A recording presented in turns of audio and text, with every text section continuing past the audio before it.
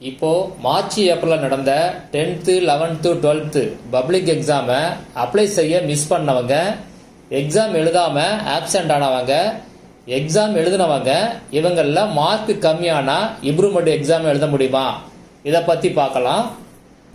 அதுக்கு முன்னால் இதை பற்றின வீடியோவை சிவா கல்வி டைம் அப்படின்னு என்னோட இன்னொரு சேனலில் போட்டிருக்கேன். அதோடைய லிங்கை இந்த வீடியோ டிஸ்கிரிப்ஷனில் கொடுத்துருக்கேன். ஒரு தடவை செக் பண்ணி பார்த்துங்க. முதல்ல அப்ளை செய்ய மிஸ் பண்ணவங்க இவங்க அடுத்தது எப்போ எக்ஸாம் எழுதலாம் அப்படின்னா, ஜூன் ஜூலையில் சப்ளிமெண்ட்ரி எக்ஸாம் வரும். அந்த எக்ஸாம் நீங்கள் எழுதலாம். அதுக்கு மே மந்த் நீங்கள் அப்ளை பண்ணுற மாதிரி இருக்கும். இப்போ நடந்து முடிஞ்ச எக்ஸாமுடைய ரிசல்ட் வந்த உடனே அனௌன்ஸ் பண்ணுவாங்க. டைம் 1 வீக் தான் கொடுப்பாங்க. அதுக்குள்ளே அப்ளை பண்ணுற மாதிரி இருக்கும். அடுத்தது எக்ஸாம் எழுதாமல் ஆப்சண்ட் ஆனவங்க, அதாவது எக்ஸாமுக்கு நீங்கள் அப்ளை பண்ணிட்டு ஹால் டிக்கெட் வந்த பிறகு நீங்கள் எக்ஸாம் எழுத மிஸ் பண்ணியிருந்தீங்க அப்படின்னா அவங்களும் ஜூன் ஜூலை சப்ளிமெண்ட்ரி எக்ஸாமை கண்டிப்பாக எழுதலாம்.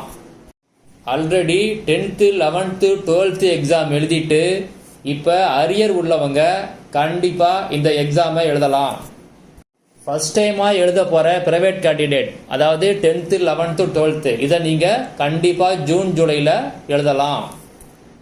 இப்போ நடந்த எக்ஸாம் எழுதின ஸ்கூல் ரெகுலர் ஸ்டூடெண்ட் இவங்க இம்ப்ரூவ்மெண்ட் எக்ஸாம், அதாவது மார்க் கம்மியாகி இம்ப்ரூவ்மெண்ட் எக்ஸாம் எழுத முடியுமானா கண்டிப்பாக இம்ப்ரூவ்மெண்ட் எக்ஸாம் எழுத முடியாது. அதுக்கு பதிலாக நீங்கள் ரீவேல்யூஷன் ரீடோட்டலிங் இதுக்கு அப்ளை பண்ணலாம். இதை பற்றியான அப்டேட் எல்லாம் நெக்ஸ்ட் வீடியோவில் பார்க்கலாம்.